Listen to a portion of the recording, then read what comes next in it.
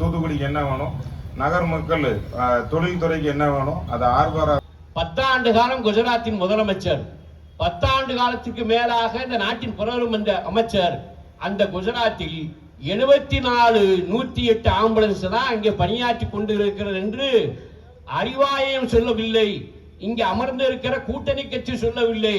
உங்க அப்பன் அமித்ஷா அமர்ந்து இருக்கிற பொழுது மோடி அரசுடைய யோக்கியதையை நாடாளுமன்றத்தில் அறிக்கையாக சுகாதாரத்துறை தந்திருக்கிறது ரொம்ப மறந்து விடாதீர்கள்.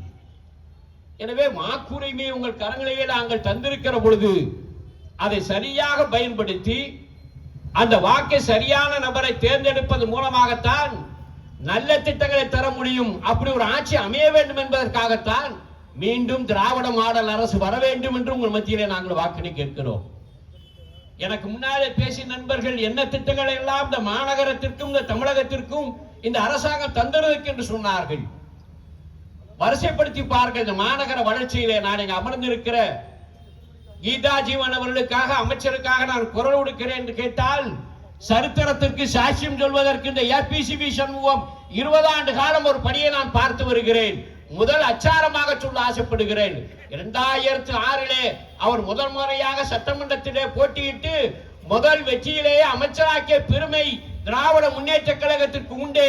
அப்படி அமைச்சராக பொறுப்பேற்கிற பொழுது அவருக்கு நினைவு இருக்காது, ஆனால் என்னுடைய நினைவு இருக்கிறது. வாக்கு கேட்கிற பொழுது சகோதரியிடம் ஒரு கோரிக்கை வைத்தேன். இங்கே எழுந்து நிற்கிற 5 மாடி கட்டடம், மாவட்ட மருத்துவமனை கட்டடம், அதற்கு வழங்கப்பட்ட 160 கோடியை அதிமுக அரசு அன்றைக்கு அமைச்சராக இருந்தவர் கூட அதையெல்லாம் திருப்பி அனுப்பிவிட்டார்கள். நீங்கள் நிச்சயமாக வெற்றி பெறுவீர்கள், அமைச்சராக வருவீர்கள். அமைச்சர் பொறுப்பினை ஏற்ற உடனேயே இந்த பணத்தை திரும்ப பெற்று இந்த மாநகர மக்களுடைய வசதிக்காக அந்த மருத்துவமனையை கட்டி எழுப்ப வேண்டும் என்ற கோரிக்கையை நான் வைத்தேன். நினைவுபடுத்த ஆசைப்படுகிறேன் சகோதரிக்கு. நான் கேட்டது மட்டுமல்ல, அதை கவனத்திலே வைத்து இந்த மக்களுக்காக, இந்த தூத்துக்குடி மாவட்ட மக்களுக்காக அமைச்சர் பொறுப்பினை ஏற்ற உடனேயே முதல் முறையாக முதலமைச்சரை சந்தித்து என்னுடைய மாநகரத்திற்கு தர வேண்டிய 160 கோடியை தாருங்கள், இங்கு 5 மாடி கட்டட மருத்துவமனை எழுப்ப வேண்டும் என்று கோரிக்கை விடுத்து இன்றைக்கு அந்த மருத்துவமனை கம்பீரமாக காட்சியளிக்கிறதே, அதற்குத்தான் அமைச்சருக்கு நாங்கள் வாக்கு கேட்கிறோம். சும்மா சாதாரணமாக நாங்க வாக்கு கேட்கல. இல்ல நாங்க கட்சி ஆரம்பிச்சு நான் தான் முதலமைச்சர், நான் உச்சத்தை விட்டு வந்து விட்டேன். நக்கீரன் சொன்னார், உச்சத்தை விட்டார் எச்சத்தை விடவில்லை என்று. இந்த உச்செல்லாம் நாங்க நிறைய பார்த்திருக்கோம். ஒன்னை விட உச்சத்தை தொட்டவன் என் ஆரூர் அண்ணன் சிவாஜி கணேசன் அவர்கள். உலகம் முழுமையும் விருது பெற்றவர், உச்சத்தை தொட்ட சினிமா நடிகர். அவர் சொல்லவில்லை, இவன் சொல்லி திரிகிறான், உச்சத்தை நான் விட்டு விட்டு வந்து விட்டேன். உன்னை எவன் வர சொன்னா? ஒவ்வொரு வீட்லயும் ஒரு விஜய் இருக்காரா? என் வீட்டுல விஜய் கிடையாது. ஒருவேளை ஆனந்த சேர் வீட்டுல விஜய் இருக்காரா எனக்கு தெரியாது. எல்லார் வீட்லயும் விஜய் இருக்கிறார். ஒரு வீட்டுல இருந்தே விளங்காம போச்சு. இல்ல எல்லார் வீட்லயும் விஜய் இருந்தா தமிழ்நாடு என்ன ஆகும் எண்ணி பாருங்கள். எனவே நாங்கள் வாக்கினை கேட்பதற்கு முன் எதற்காக கேட்கிறோம் என்பதற்காகத்தான் இதை சொல்லுகிறேன் நண்பர்களே. கூட்டம் கூடும், முதலமைச்சராக வர வேண்டும் என்பதற்காக ஆட்டம் போட்டால் காணாது, அரசாங்கத்தை நிர்வகிக்க வேண்டும். நான் அதற்குத்தான் சொன்னேன், டபுள் இன்ஜின் சர்க்காரை டப்பா சர்க்கார் என்று ஏன் முதலமைச்சர் சொல்லுகிறார் என்பதற்காகத்தான் சான்றினை சொன்னேன். அதை விட மேலாக சொல்லுகிறேன் அன்புக்குரியவர்களே, புதிய கல்விக் கொள்கை ஏற்றுக்கொண்டால் தான் 2600 கோடியை தருகிறேன் என்று சொல்லுகிற பொழுது என் தமிழ் மக்களை வஞ்சிப்பதற்கு நான் தயாராக இல்லை. நீ 2600 அல்ல, நீ 26,000 கோடி தரவிட்டாலும் பரவாயில்லை, இந்த தமிழக மக்களுக்கு என்றைக்கும் நான் பணியாற்றுவேன் என்று அத்தனை சிரமத்தையும் ஏற்றுக்கொண்டு இன்றைக்கு அந்த கொள்கை மறுப்பிலே உறுதியாக நின்று தமிழகத்துடைய மக்களுடைய நலனை காத்த ஒரு அரசு மீண்டும் வர வேண்டும் என்று உங்கள் மத்தியிலே வாக்களை கேட்கிறோம். இது அடிமை அரசு அல்ல, இது ஆளுமை மிக்க அரசு. இது யாருக்கும் அச்சாரம் பாடுகிற அரசு அல்ல, இது மக்களுக்கு நன்மை செய்கிற அச்சாணி உடைய அரசு என்பதை மறந்துவிடாதீர்கள். அதற்காகத்தான் திராவிட மாடல் அரசு வருகிற பொழுது என்ன திட்டங்களை எல்லாம் செய்திருக்கிறார் என்று எனக்கு முன்னாலே பேச பட்டியலிடுகிற பொழுது யாருமே அது மறுத்து பேச முடியாது. வங்கி கணக்கிலே 1000 ரூபாய் கொட்டுவது என்பது வேறு விஷயம். அதை கொட்டினால் ஒருவன் கேட்கிறான், இலவசம் கொடுத்து நாட்டு மக்களை பிச்சைக்காரனா ஆக்கிறீர்களே, இந்த நாடு கஜானாவோட காலியாகிவிடும். எனவே இவன் தான் கஜானாவை போய் பார்த்த மாதிரி. ஒரு தனி மனிதன் வாங்குகிற கடனுக்கும் அரசாங்கம் வாங்குகிற கடனுக்கும் வேறுபாடு உண்டு. ஒரு ஐபிஎஸ் படிச்ச அண்ணாமலை சொல்லுகிறார் 10 லட்சம் கோடி கடன், 8.5 கோடி மக்கள் தலையிலே விழுந்து விட்டது, ஆளுக்கு 60,000 ரூபாய் கடன். உடனே பெருக்கிட்டான். அப்ப 247 லட்சம் கோடி வாங்கியிருக்கான் உங்க அப்பா மோடி. அப்ப 140 கோடி பேர் தலையில பிரிச்சிடலாமா? என்னுடைய தலைவர் இன்றைக்கு 10 லட்சம் கோடி கடன் வைத்தாலும் அதை திருப்பி செலுத்துகிற ஆளுமை மிக்க நிர்வாகத்தை தமிழகத்திலே தந்து கொண்டிருக்கிற முதலமைச்சர் தந்தன விளைவாகத்தான் உன்னுடைய அரசே சொல்லுகிறது தமிழ்நாடு முதன்மையாக இருக்கிறது என்று. திமுக சொன்னதா அல்லது காங்கிரஸ் சொன்னதா, கம்யூனிஸ்ட் சொன்னதா, விடுதலை சிறுத்தைகள் சொன்னதா, முஸ்லிம் இயக்கங்கள் சொன்னதா? மோடி அரசு சொன்னதுதான். கல்வியிலே முதலிடம், சுகாதாரத்திலே முதலிடம், மக்களுடைய அடிப்படை கட்டமைப்பை உருவாக்குவதிலே முதலிடம் என்று ஒன்றிய அரசு தான் சொல்லுகிறது. இவ்வளவு முதலிடத்தை பிடிப்பதற்கு பாடுபட்ட ஒரு முதலமைச்சர் முத்துவேல் கருணாநிதி ஸ்டாலின் என்பதை மறந்துவிடாதீர்கள். எனவேதான் அவருடைய தலைமை மீண்டும் வர வேண்டும் என்று உங்கள் மத்தியிலே நாங்கள் வாக்கென கேட்கிறோம். இந்த அரசு மீண்டும் தொடர வேண்டும் என்று உங்கள் மத்தியிலே வாக்கென கேட்கிறோம். பத்திரிகை நண்பர்கள் இருப்பார்கள், அன்புக்குரிய தாய்மார்களே, இன்னும் 10 நாட்களில் நீங்க கேஸுக்கு வீதி வீதியாக அடைய போகிறீர்கள். இது சாபம் அல்ல. நாடாளுமன்றத்தில் மோடி சொல்லிவிட்டார், நீங்கள் கொரோனா மாதிரி இதை பழகிக் கொள்ள வேண்டும், ஒன்றுபட்டு நிற்க வேண்டும். ஆபத்தை புரிந்து கொள்ளுங்கள், உங்களுக்கு ஒண்ணு இல்லாம போக போதுங்கிறத ஒன்றுபட்டு நிற்கணும்னு சொல்றான். இன்னைக்கு தினமணி பத்திரிகை படிச்சீங்கன்னா 92,000 டன் எரிவாயு வந்து இறங்கி விட்டது. நீங்க படிச்சோன்னா சைவரா பார்த்தோன்னா ஓ அப்புறம் கேஸ் தட்டுப்பாடு வராதுன்னு நீங்க நினைப்பீங்க. ஏன்னா அந்த சைவரை போட்டு தான் எங்களை காலி பண்ண அவ்வளவு போயிடும்.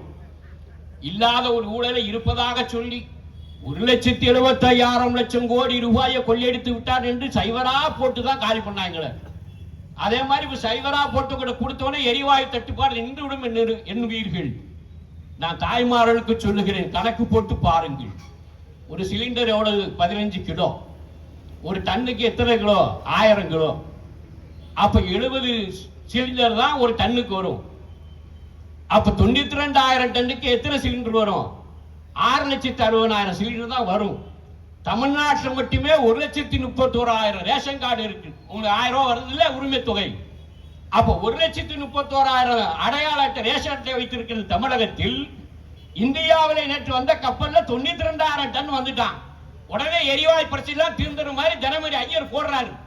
இந்தியாவிலே எரிவாயு பிரச்சனை தீர்ப்பதற்கு 92,000 டன் வந்து இறங்கி விட்டது. அட்டேங்க அப்பா, எதற்காக சொல்லுகிறேன் என்று கேட்டால், அது படித்த ஒரு நபர் என்று சொல்றார், அண்ணாச்சி கப்பல்ல கேஸ் வந்துட்டு இன்னும் பிரச்சனை இருக்காது, கணக்கு போட்டு பாருங்கடா. இப்படி கணக்கு போடாம நீங்க இருப்பதனாலதான் தற்கொலையெல்லாம் வளர்ந்து கொண்டு இருக்கிறார். இந்த கணக்கை போட்டு பார்க்கக்கூடிய நிலைக்கு இன்றைக்கு நாட்டு மக்கள் தயாராக இல்லை. நமக்கு வரக்கூடிய ஆபத்து அதுதான். இன்றைக்கு நாட்டு பிரதமர் என்ன சொல்லி இருக்கிறார்? நீங்கள் அதையும் ஏற்றுக்கொள்ளக்கூடிய அந்த தைரியத்தை நீங்கள் வளர்த்துக் கொள்ள வேண்டும். என்ன சொல்றாங்கன்னா, உனக்கு கேஸ் கிடையாது, இன்னொரு 10 நாள் கழிச்சு உங்களுக்கு பெட்ரோல் டீசல் கிடையாது. 2007 ஈராக்கில் மிகப்பெரிய சண்டை வந்தது. அன்றைக்கு இந்தியாவிலே 3 பாறையை குடைந்து சேமிப்பு நிறுவனத்தை உருவாக்கியவர் டாக்டர் மன்மோகன் சிங் அரசு. அன்றைக்கு திராவிட முன்னேற்ற கழக ஆட்சியிலே அவருடைய ஆதரவோடு இருந்த ஐக்கிய முற்போக்கு கூட்டணி அரசு கர்நாடகாவிலே விசாகப்பட்டினத்திலேயும் அந்த சேமிப்பு கிடங்கை உருவாக்கி எதிர்பாராத காலத்தில் இப்படி ஒரு வார் வரும் என்று சொன்னால் இந்த நாட்டு மக்கள் எரிவாயுவோ அல்லது எரிபொருளோ கிடைக்காமல் கஷ்டப்படக்கூடாது என்பதற்காக 12 நாட்கள் அதை தேக்கி வைக்கக்கூடிய ஆற்றல் படைத்த திட்டத்தை இந்த மண்ணிற்கு அறிமுகப்படுத்தியவர்தான் முன்னாள் பிரதமர் டாக்டர் மன்மோகன் சிங் அவர்கள். ஆனா இன்னைக்கு பிரதமர் என்ன சொல்றாரு? நீங்க கொரோனா மாதிரி எரிவாயும் நீங்க எதிர்கொள்வதற்கு ஒன்றுபட்டு நிற்க வேண்டும். அதான் ஒன்றுபட்டு வீட்டுக்கு நீங்க கேஸ் வராம இருந்தாலும் நீங்க பட்டி கிடந்தாலும் பரவாயில்லை, எல்லாரும் ஒன்றுபட்டு நின்று தட்டை தட்டுங்க, இல்லைன்னா கையை தட்டுங்க, அடுப்பு தானா எரியும். இதுக்கு ஒரு அரசாங்கம். அன்புக்குரியவர்களே, நான் வார்த்தை ஜாலத்திற்காக சொல்லவில்லை. ஒரு அண்ணாமலை ஐபிஎஸ் படித்தவன் 2 வருஷத்துக்கு முன்னால ஒரு செய்தியை நாட்டு மக்கள் மத்தியில பரப்பினான். பத்திரிகையில் பெருசா போட்டாங்க. ஒரு பெரிய ட்ரங்கு பட்டி, அதை கொண்டு ஆளுநர் ரவிட்ட கொடுத்தாரு. உன்னை பத்திரிகையாளர் ஊழல் பட்டியலை அடுக்கி வைத்திருக்கிற அந்த பெட்டிக்குள்ளேன்னு. நான் பள்ளிக்கூடம் படிக்கும் போது இந்த மேஜிக் செய்ய ஒருத்தர் வருவான். எங்க மாணவர்கள்லாம் உட்கார வச்சிருப்பாங்க. அவங்க வர்ற போட்டு ஒரு பெரிய பெட்டி வந்து முதல்ல உட்காரும். அந்த பெட்டியை பார்த்தோன்னே நாங்களே அப்பா இவ்வளவு பெரிய பெட்டியா அப்படின்னு ஆச்சரியத்தோட பார்ப்போம். அது மாதிரி ஒரு பெட்டியை காட்டினா, இப்ப அந்த பெட்டியை ஆளுநர் அதையே எடுத்துட்டு போயிட்டாரான்னு தெரியல. எவ்வளவு பெரிய இழிவான அரசியல் இந்த மண்ணிலே நடக்கிறது என்பதை நீங்கள் புரிந்து கொள்ள வேண்டும். அதற்காக சொல்லுகிற செய்தி இது. ஊழல் பட்டியலை பட்டியலிடுகின்ற இந்த அரசாங்கமோ அல்லது இந்த இயக்கமோ இன்றைக்கு எதை பற்றி கவலைப்படுகிறார்கள்? சரத்பாலா சொன்னார ராஜாவை பார்த்தாருன்னு, ஏன் வரலன்னு கேட்டாரு. அதெல்லாம் வரமாட்டாரு. அவர் திருப்புறங்குன்ற முருகனை பார்த்து உருளுவார ஒழிய ராஜா இருந்தா என்ன போனா என்ன அதை பற்றி எல்லாம் ராஜாட்ட 2 லட்சம் ஓட்டு இருக்குன்னு சொல்லுங்க, ராஜா வீட்டிலே போய் நின்றுவார். ஆனால் முத்துவேல் கருணாநிதி ஸ்டாலின் அவர்கள் அடுத்த தேர்தலுக்காக திட்டங்களை அறிவிக்கிற தலைவர் அல்ல, அடுத்த தலைமுறை வாழ்வதற்காக அறிவிக்கிற தலைவர் என்பதை மறந்து விடாதீர்கள். எளிதான காரியம் அல்ல. நான் சார்ந்திருக்கிற கல்வித்துறையிலே மிகப்பெரிய மாற்றத்தை நான் பார்க்கிறேன். எல்லோரும் பேசுகிறார் என்ன செய்தார்கள் இவர்கள் என்று. முத்துவேல் கருணாநிதி ஸ்டாலின் மட்டுமல்ல, அவர் தந்தையார் முத்தமிழறிஞர் டாக்டர் கலைஞர் கருணாநிதி அவர் என்ன செய்திருக்கிறார் என்ற ஒரே செய்தியை நான் சொல்லுகிறேன். நான் அனுபவித்து பார்த்த செய்தி. தமிழுக்கு என்ன செய்தார் கலைஞர் கருணாநிதி கேட்டா ஒரு சீமான், அவர் என்ன செய்தார் எனக்கு தான் தெரியும். நான் 3 வருஷத்துல 364 அரசு நியமனம் செய்திருக்கிறேன், அரசு ஊழியராக. அதிலே தமிழ் படித்தவர்கள் 35%. 300 பேர் 35%. 103 பேர் தமிழ்ல படித்தவனுக்கு மட்டும் அரசு வேலை வழங்கி இருக்கிறேன், மறந்து விடாதீர்கள். இது நான் மட்டும் செய்திருக்கிறேன் என்று சொன்னால் இந்த அரசாங்கம் என்ன செய்திருக்கும் என்று எண்ணி பாருங்கள். 5 வருடங்களிலே 1.25 லட்சம் அரசு ஊழியர்களை இந்த அரசாங்கம் நியமனம் செய்திருக்கிறது. அந்த 1.25 லட்சம் அரசு ஊழியர்களே 55,000 பேருக்கு மேல் தமிழ் படித்தவன் இந்த நாட்டிலே அதிகாரியாக மாறி இருக்கிறார் என்பதை மறந்து விடாதீர்கள். சும்மா வாய்ஜாலம் பேசக்கூடாது. விவாதம் பண்ணா எவ்வளவு பேசலாம். நீங்க ஐயோப்பாவன் யுவசேகரை பத்தி வருத்தப்படுறீங்க. எடப்பாடியே விவாதத்துக்கு வர தயார் இல்லை. ஒரு யுவசேகர் என்ன செய்வார்? சொல்றதுக்கு சரக்கு வேணும்ல. இப்ப ஏன்ட்ட சரக்கு இருக்கு, நான் சொல்றேன். சரக்கு பெருசா செட்டியார் பெருசான்னு கேட்பாங்க. என்கிட்ட சரக்கு பெருசு, செட்டியார் பெருசு கிடையாது.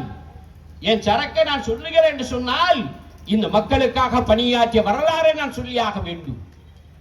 இன்றைக்கு தொழிலாளர் மருத்துவமனை ஒன்று எழும்பி நிற்கிறது சிப்காட் பகுதியிலே.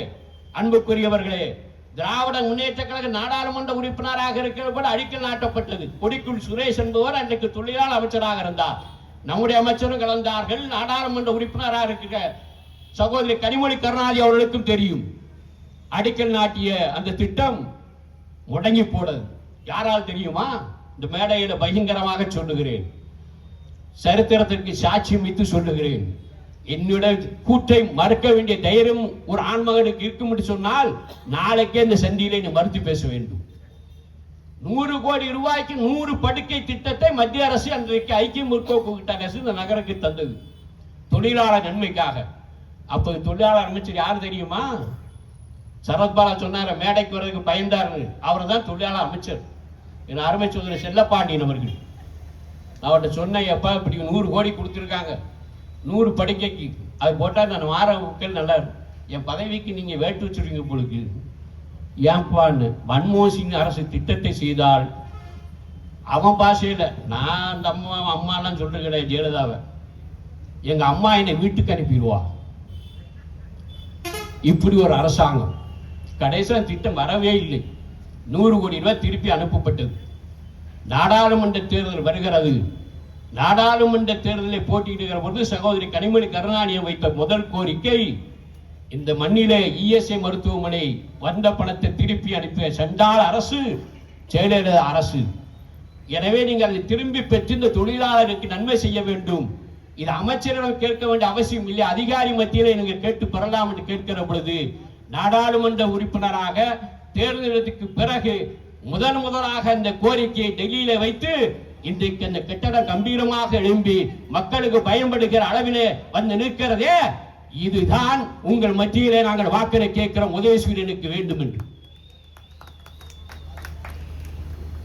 ஜெயலலிதாவை எல்லாரும் பாராட்டம், பெரிய ஆளுமை மிக்க தலைவர், ஒரு மண்ணும் கிடையாது. ஒரு இளவும் கிடையாது. வீராங்கனை என்று சொல்லுவார்கள். அவங்க வீரத்தை நாங்க பார்த்திருக்கோம்.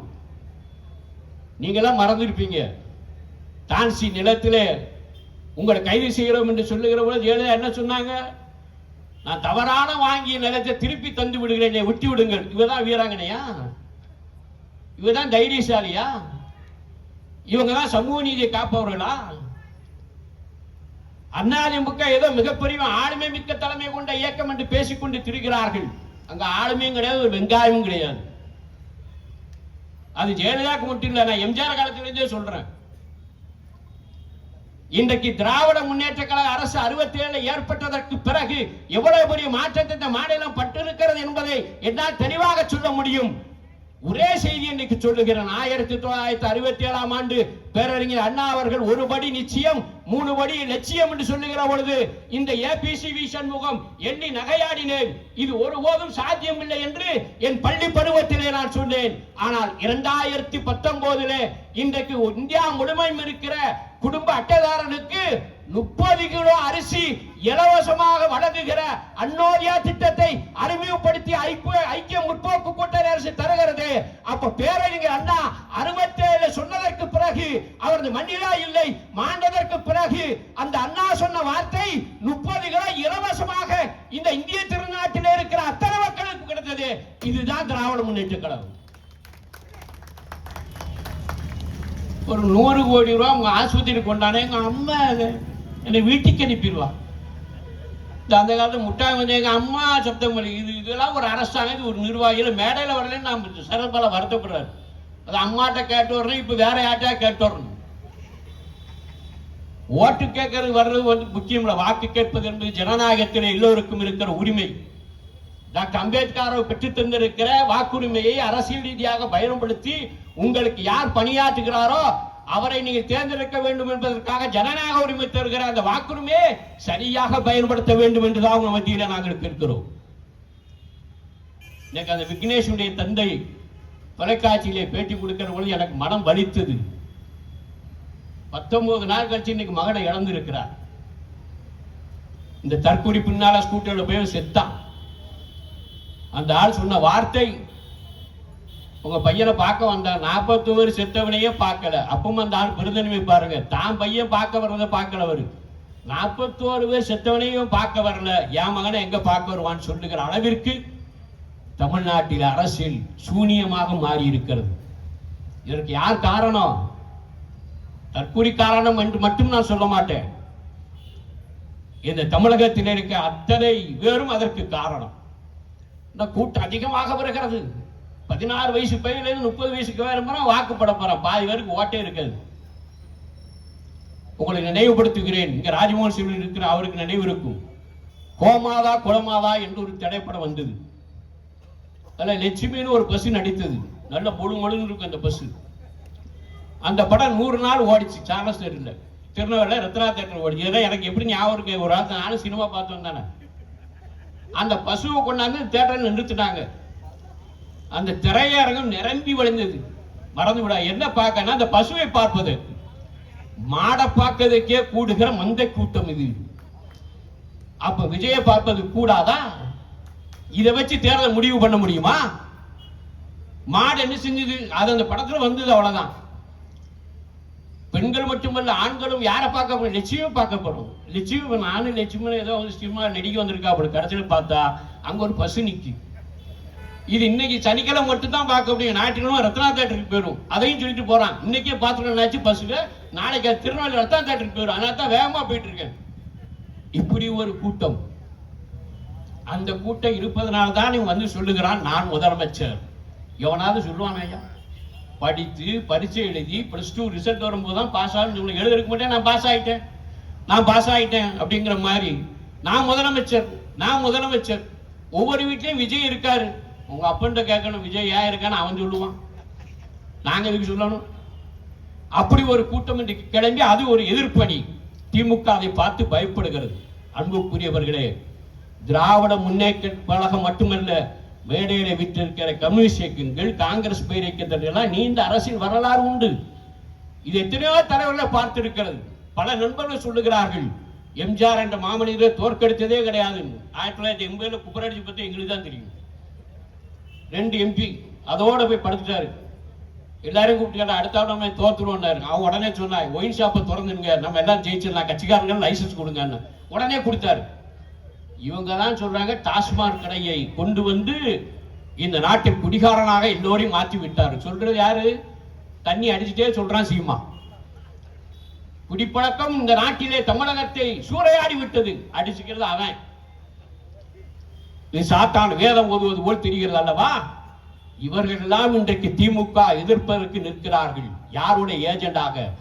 மதவாத இயக்கத்தினுடைய ஏஜெண்டாக, இந்த நாட்டை விலைவேசி விட்டுக் கொண்டிருக்கிற ஒரு வியாபார கூட்டத்தினுடைய ஏஜெண்டாக அமர்ந்து கொண்டு திராவிட முன்னேற்ற கழகத்தை வீழ்த்த வேண்டும் என்று முயற்சி செய்கிறார்கள். புரிந்து கொள்ள வேண்டும்.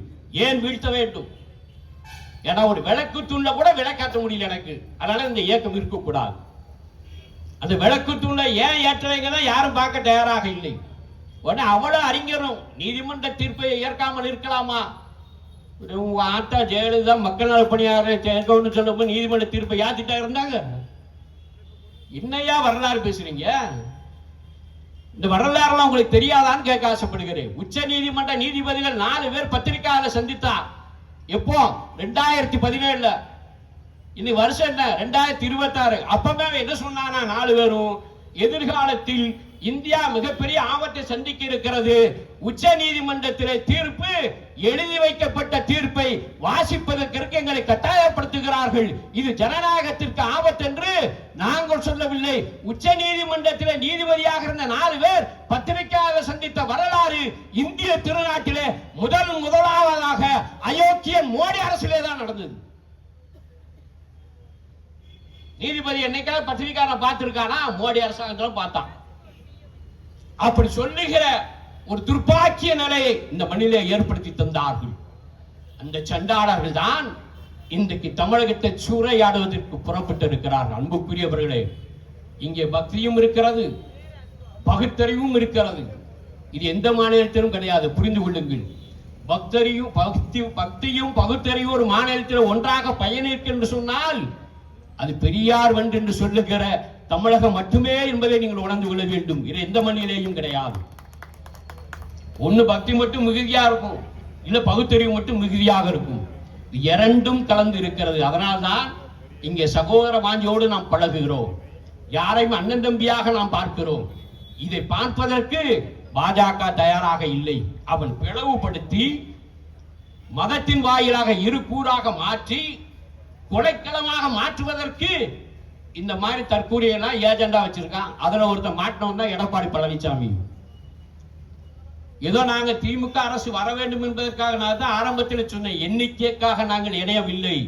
எங்களுடைய எண்ணங்கள் இந்தியாவை நோக்கி பார்ப்பதன் விளைவாக அதை உயர்த்தி காட்டுகிற ஆளுமை யாருக்கு இருக்கு என்று கேட்டால் முத்தமிழறிஞர் கலைஞர் கருணாநிதி புதல்வன் முத்துவேல் கருணாநிதி ஸ்டாலினுக்கு இருப்பதை உணர்ந்துதான் நாங்கள் எழுந்திருக்கிறோம்.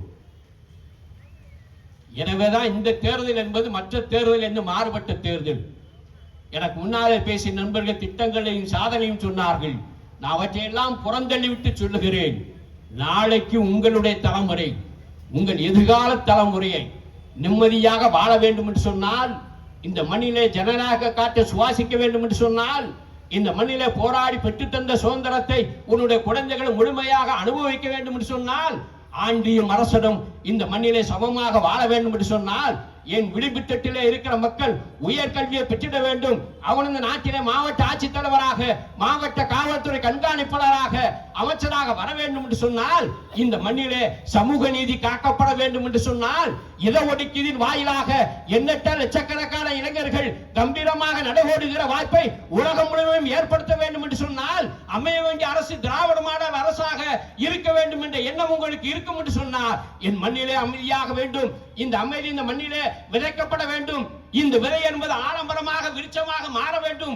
அது இந்த நாட்டு மக்களுக்கு மட்டுமல்ல, இந்தியாவிற்கு மட்டுமல்ல, என் உலகத்திற்கே வழிகாட்ட வேண்டும் என்பதற்காகத்தான் கேட்கிறோம். உதயசூரியனுக்கு வாக்களியுங்கள், மீண்டும் தேர்ந்தெடுங்கள் முத்துவேல் கருணாநிதி ஸ்டாலின் என்று சொல்லி, வெல்லட்டும் தமிழகம், தொடரட்டும் திராவிட மாடல் ஆட்சி என்று சொல்லி விடைபெறுகிறேன். நன்றி, வணக்கம், ஜெய்ஹிந்த்.